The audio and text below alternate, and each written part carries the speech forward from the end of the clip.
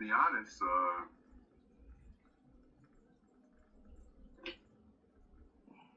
sometimes you just need to be in that spot. Not saying we all go through the same thing. Sometimes you have to be in that area where there's at least relatability, that everything is open. And, sometimes hearing another person's point of view, you can at least take some, as you say, put this G into your mental shit. So, I just had to come through and do that.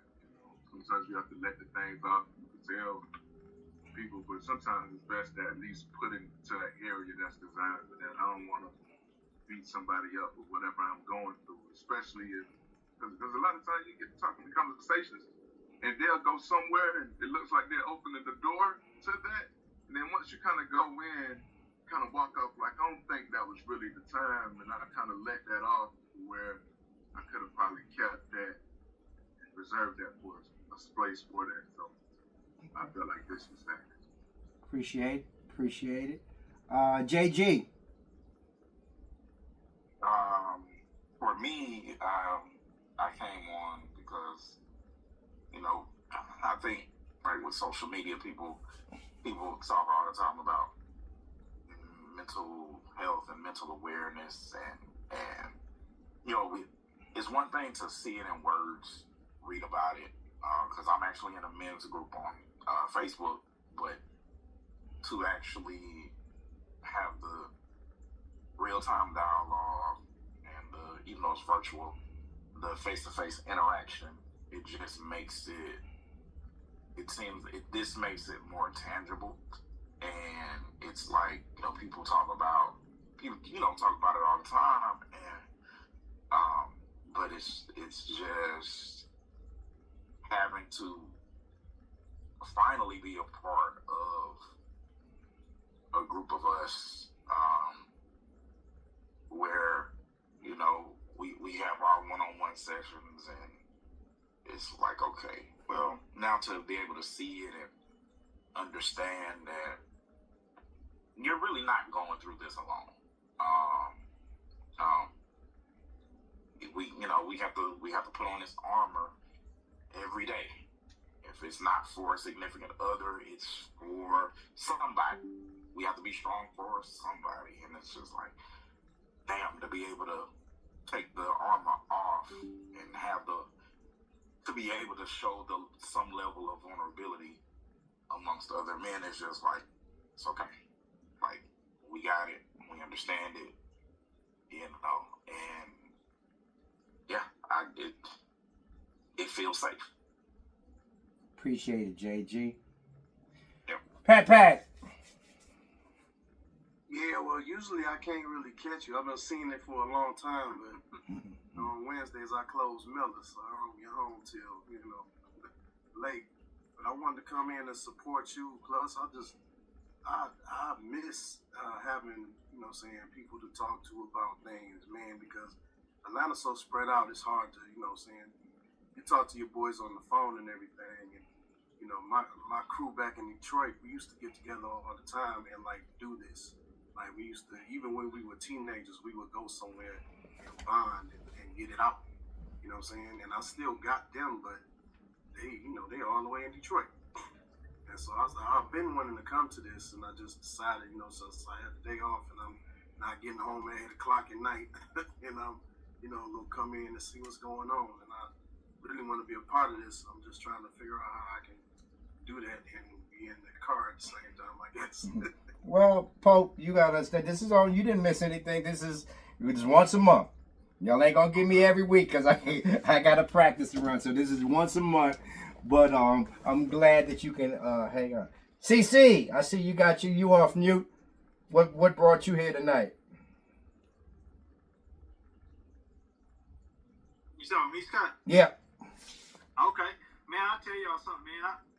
I dropped all my friends about, a year and a half, 2 years ago when I got my sobriety. Been clean from alcohol for almost 2 years now.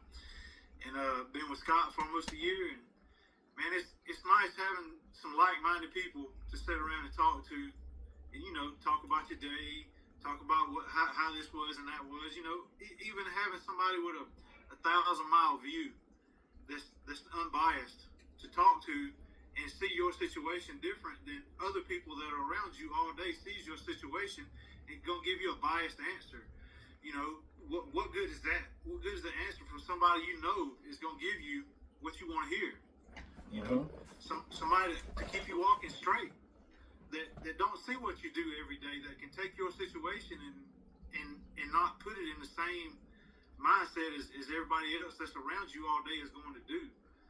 You know, I think it's a good thing you're doing this, guys. It's the first meeting like this I've ever been to, and so far, you know, what we've been into it, I've enjoyed it. You know, it's something different than sitting around with a group of guys drinking and talking crap. You know, it might start out well, but it's going to end up not like you wanted it to most of the time. So I like it, man. I think it's a good thing. Appreciate it. All right. Milton Jones, what drove you to check in? Yeah, once again, man, I just think it's always good to get to have some fresh ears, you know, where you all can lend me your ears and people can, you know, even though I don't have a picture up here, but I mean it's still like, you know, I have outlets with my own, you know, friend group. You know, I got a ton of friends, not a ton, but I mean I got a lot of really close like day ones. You know, I still got good buddies of mine that we known since kindergarten. You know what I'm saying? And I get looked at too often from both friends and family. I get looked at as the little invincible guy. And, you know, I kind of feel like a group, if this is a better metaphor, a group like this is kind of like, I'm trying to think. Oh, here's a better one. It's kind of like this is All-Star Game weekend. And it's that February, it's that February. It's coming up next month. But I'm little old AI on the Sixers. I got the Sixers on my back and I got to deliver. But for that one weekend, all of us dope players from all across the league or across the different across the country, we get together and we celebrate each other because we know how equally dope we are. And you know, I'm biased. I don't know if there's anybody I know. My brother Pat, you said you're from Detroit, right? Yeah, you know we got our biases. You know, this gonna be the one weekend that you know it's Isaiah or Michael off the backboard, but back doing playoff times is on, man. I got you. One of my greatest childhood memories was when we finally swept y'all in 4 games in 1991. Who's y'all? The Pistons. We're talking about the Pistons. Okay. Oh, I forgot Chicago and Detroit. Okay, I see it there. We had love for Dominique. Dominique should have won dunk contest in '88, but hey, we not no revisionist history here. But thanks, brother. No, I got you. Sarge. Yes, sir. Why did you decide to join the check-in today? I need to be more consistent with our interactions and whatnot. And I do appreciate what you do for, you know, just people in general. You know what I'm saying? When you talk about, like, people talk about, like, heroes of the community, they think of police officers, firemen, you know, governor, things of that nature. You know, probably not governors as of recently, but you get what I'm saying. I got you. And I don't think enough people talk about the unsung heroes. You know what I'm saying? Like the corner store, the corner stores that, you know, let people get away with certain things that they normally shouldn't because of situations and predicaments that they're in, or therapists and psychologists that help them out. You know, it's them little things that, you know, inadvertently end up bonding a community more tightly together than, let's say, the macrocosm of the performative acts that we see in politicking nowadays. You know what I'm saying? A whole bunch of talking and not enough doing, or a whole bunch of words that don't mean anything. You know, everybody just talking in circles, you know. So what you're doing with not only shining light on, you know, men's mental health, but establishing a community where men know that it's okay, like how a brother said earlier, to kind of let that armor down. You know what I'm saying? It's been ingrained in us for so long, so many generations, to keep that armor up, and that armor ends up degrading our physical health. You our emotional health, our mental health, to the point where we die years before we're supposed to because of the cortisol levels just flooding our brains and just weakening our immune systems, weakening our structure, and the families inevitably end up feeling that pain. So you're kind of undoing or you're challenging the notion or the idea of all of these, ingrained concepts that has been taken away more than it's been providing. You know what I'm saying? And I'm grateful that you put this out, and that we can be a part of this together, Absolutely, Sarge. And Sarge is representing is our representation. He's serving in the United States Army. So we always thank you for your sacrifice and your service, bro. All right. So I want to get everyone involved. So here's the question. What's been taking up the most space in your mind lately? What has been taking up the most space in your mind lately? Now, I'm trying to call on. If you don't want to share, I got it. But, if you do want to share, I'd like to hear from you. You don't have to turn your camera on. But if you do want to share, if you do want to answer the question, please unmute your mics. So the question is to the group, what's been taking up most of the space in your mind lately? And I'll start off. What's been really taking space in my mind is generational wealth. As my man, I think it was my man Milton said about black don't crack. I'm 61 years old, be 62 years old, and God willing in August. So I'm a proponent about that black don't crack. And, that's not racism, that's facts. That's facts. But, I am so focused on building a generational legacy, and I'm so focused on bringing men together so that we can, want to expand my practice. I've been in practice for 6 years now, and a lot of you I've seen on the other side of these Zoom calls where it's just you and I. So I thank you all who have either been a client or still a client that you came to support me. So that's what has been it. It's just most of my space in my mind lately has just been about, creating a legacy to leave to my children. All right. Anybody else want to share? Yeah, I'm gonna take this one, Scott. All right. What's up, cuz? Hey, what's up, cuz? I tried to get in the other ones and I didn't take the mute off in time, but it's all good. Mm-hmm. One of the things that's been in my mind a lot is aging as a man, okay? Because you probably still don't even know how old I am, cuz, okay?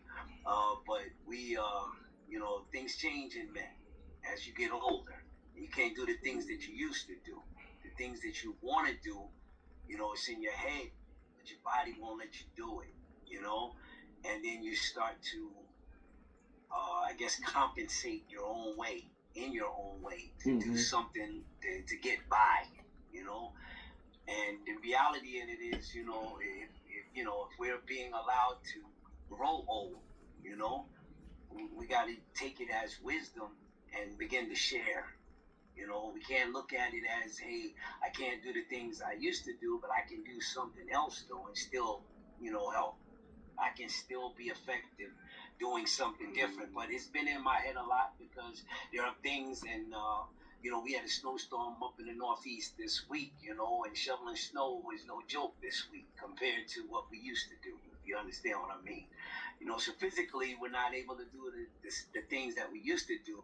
So it stays in my head a lot, about how we're going to be able to provide and be that, that rock in our family. You know what I'm saying? If you're not able physically to do certain things. Thanks, cousin. I want to take the time, just a couple of seconds. Yesterday I had a major loss. One of my childhood friends, I've known him since I was 9 years old. We grew up in the Bronx together, and he was actually doing a family investment group, and he was actually He wanted to come in. He was on my last Zoom call that I had as a group. And yesterday morning, he went to the VA hospital, was trying to keep up on himself, and went to the restroom complaining of nausea and never came out. Oh, man. 62 years old. So Wow. the brevity and the importance of life, fellas, taking care of your health, both mental and physical, is important, you know. So to Leslie, man, we're going to keep up the good fight. He's a solid brother, a great friend, and you will be missed. So I just wanted to shout out my brother. All right. We're talking about what's been taking up the most space in your mind lately. Who else wants to share? Please, please, please, please. Pat, I see you got. Go ahead, JG.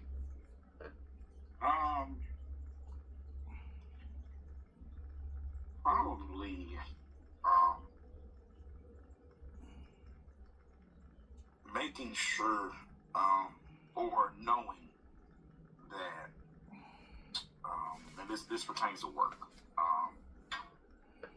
knowing that I'm putting my best foot forward every day, because it's a struggle.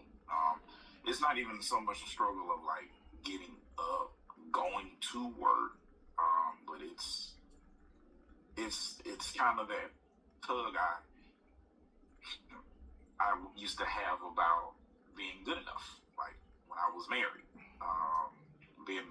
being a good enough husband to my now ex-wife. But now it's like, am I good enough as my student's teacher? And that has come up because we just did our mid-year testing last week. Since we came back from the winter break, and some of the scores that I anticipated weren't as good as I thought.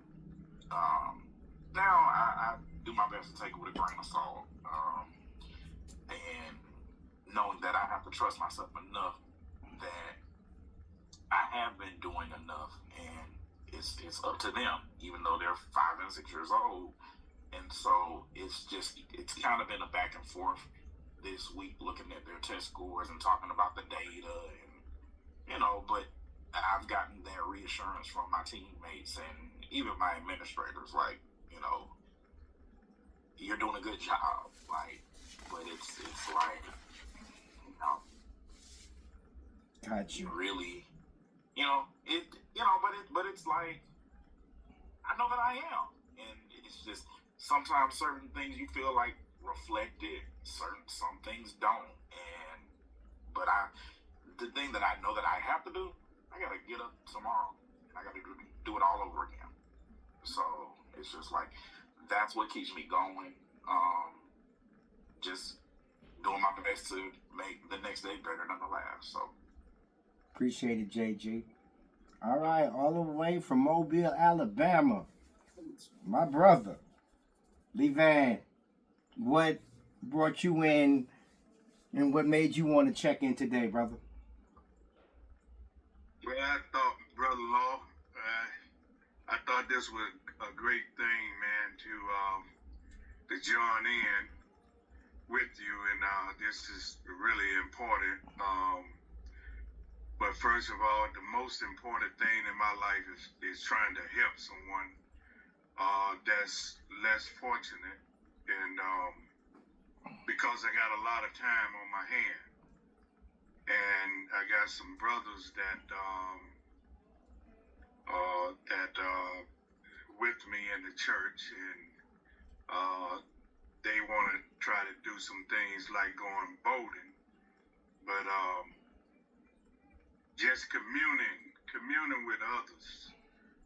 Like you say, you're 61 years old, and you're going on 62. Well, I'm going on 61, and I can't find nothing else better to do than to help someone else out. My children, they all grown. I lost my daughter about 2 years ago, and that was a big hard pill to swallow. But I still have a son out there, and trying to set an example for him. But that's really the most thing, that really taking up space in my life is trying to help somebody else, and I think that's the most thing that I want to do. Thanks, bro. Appreciate that. All right, Rue, you got your hand raised? Go ahead, Rue. I've been mulling over the question you had proposed to me when last we spoke about who am I outside of what I can provide. And that led me to a chain of questions I've been asking myself. And it led to kind of a revelation today that I don't know how to enjoy life outside of achievement. I don't know how to enjoy life outside of providing something to the people that I care about, which is how I ended up inadvertently validating my existence in a way. So what's been preoccupying my time is kind of like shedding those layers and getting down to the root of it all. I even thought about the things I used to enjoy when I was younger, and even then the thought of those don't kind of fill me with that sense of life or glee that it used to, you know what I'm saying? So now that I am where I am right now in life, with all the constant pursuit of achievement or bettering myself in some kind of capacity, physically, mentally, emotionally, spiritually, I found out that without understanding how to have fun, I also don't quite understand what love means to me, right? Because when you're talking about love, when you talk about fun, that to me is very synonymous with love, because you're loving the moment, you're loving the experience of what you're having right now, which is what produces that fun for you, So I realized, at least for me, I don't know about the other brothers in here, but at least for me, it's almost like a twofold question. How do I achieve that childlike sense of fun in my present day without the performance of achievements or doing for others that I care about, while also simultaneously trying to understand what the concept of love means for me, and how do I express that for myself so that I can then embody that and express that more profoundly and more purely for others. Hank Rue, always deep, my brother, always deep. KJ, you had your hand up. What brought you to today's check-in, brother? So, one, kind of lately, been going through just in my mind lately, just mentally, thinking. So when I seen this, it was kind of like, yeah, I need to, see what somebody's talking about. And I heard somebody mention earlier that, it's kind of good for you to kind of hear from other people's sides. And, that way you're not in your head thinking like, oh, I'm going crazy and stuff like that, because, everybody else has different stuff that they, go through and dealing with. So it's kind of good to hear that, you're not the only one that's dealing with those problems. And, that's what brought me here. And then to the answer to your second question that you recently asked is, lately, something that's been on my mind is growth and development. Just trying to grow as a man, grow as a better person. That I had Nolan. I got a son, and I'm soon to be married on February 14th. So that's another big stepping stone for me too. So it's me just looking at myself and judging myself as a person as I get older. A lot of people like to say, you almost 30, you getting older and stuff like that. And at first, I was looking at it like, I'm young, I'm still in my 20s with it. And as I'm thinking, as I wake up every day, I'm sitting there like, dang, I'm almost 30. So it's kind of hitting me. And as I'm getting married, that's really, hitting me too. And as a man, there's so many expectations for us. Like, I heard somebody say that, you don't really get to, take the shield off. You have to, play that role pretty much the rest of your whole life. And so taking that shield off is like a weight. You know, when you do get to, drop the shield down, it's like a weight off your shoulders and stuff like that. Another thing is I don't feel as accomplished with my life. And I'm not saying that I feel bad or I'm going through mental things. It's just when I set goals for myself, and when I complete those goals, it's like the last person just said. You don't really get excited. It's like no room for excitement. Like, yeah, I may get an excitement, for a few seconds, but then it's like, oh, it's back to regular program. It's like you don't get to really, hold on to that excitement or accomplishment. So it's like I done had, I done came up here. My fiance, she graduated college from South Alabama, and the next day we moved to Birmingham, and I got up here. I didn't have a job. I found a job. Started off at temp service. $16. I noticed TMI, but I'm letting y'all know. Started off at $16, and then a year later, ended up getting hired on with the airport, and now I'm all the way at $25 supervisor lead position. But at the end of the day, I still don't feel accomplished. So it's another thing it's just one big thing that's on my mind. It's just, I don't know. It's like a puzzle that's missing. I'm missing that key, like just happiness. Not even saying I'm not happy. It's just I don't get to hold on to that happiness. Well, thank you. And it's my people are showing up, so I'm like, yo, I gotta go to a wedding on February 14th. It's the same wedding. It's the same wedding. Thank you for sharing, KJ. Thank you for sharing. Mr. Jones, you had your hand up? Yes, sir. Peace. Also, congrats, KJ, man. You congratulations on everything, man. You're gonna be there, man. You're gonna get there, man. It's just you're just going through your hero's journey. You know what I'm saying? This is even with my clients. I had when I was doing social work and working with different populations.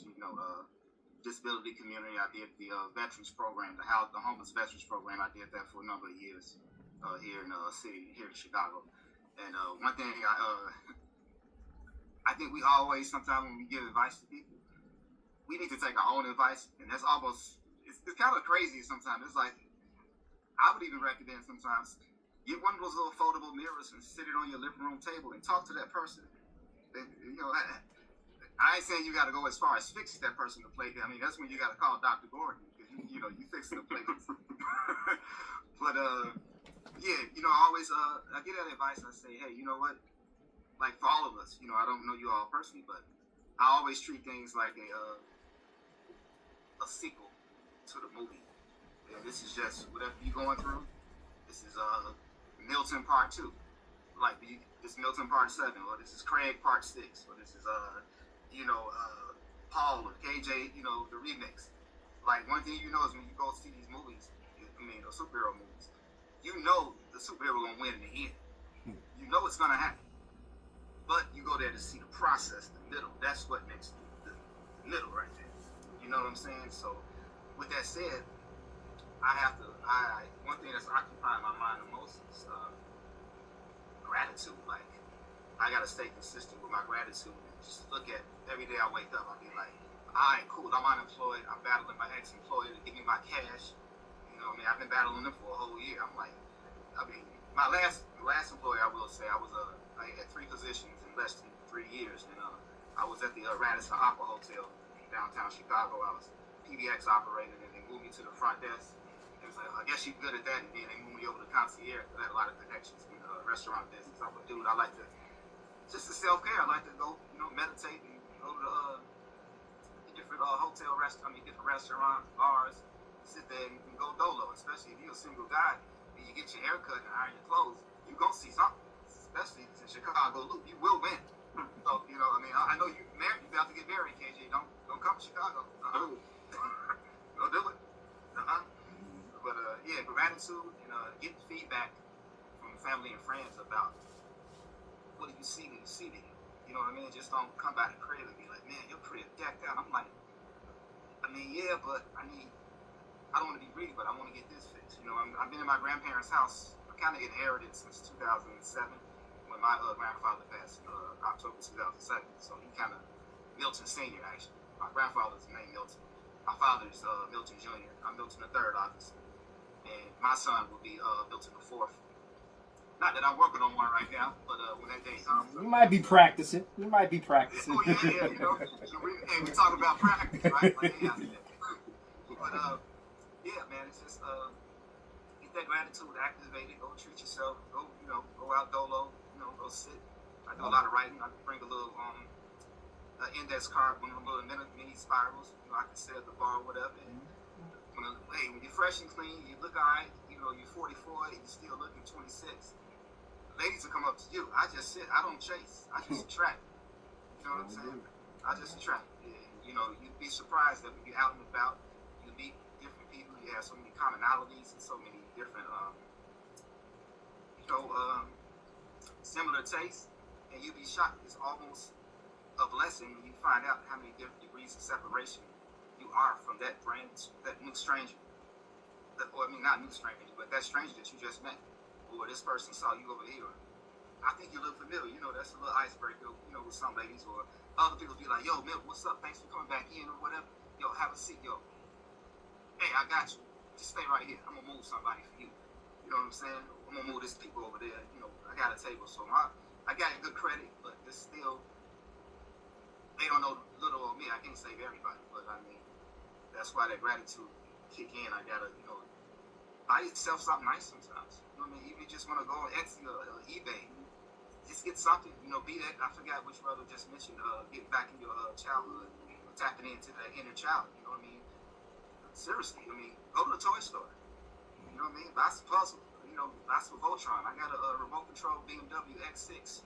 You know what I'm saying? Got it in the crib. You know what I'm saying? You got to do something. I look at my old Casio keyboard from 1994. Put some batteries, and I got back to playing music again. I want to do that. Gratitude, you know what I mean? And not to cut. I'm gonna go ahead and shut up and get to the next some other buttons. But I'll tell you what I did buy a couple of days ago that made me happy. I had me a nice little refrigerator magnet, right? I guess that's my new thing now. Got me a Lisa Bonet refrigerator magnet.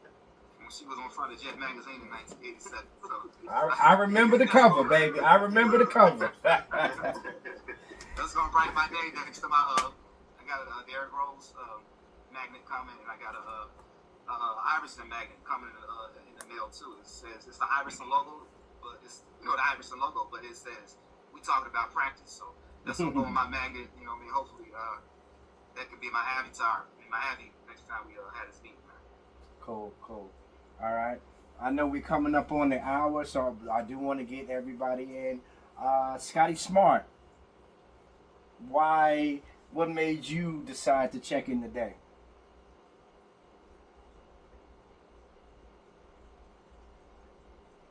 Oh, trying to get on mute, my bad. I was struggling right there. How y'all doing, fellas? What's happening, son? For one, I am the son of the guy that does this thing.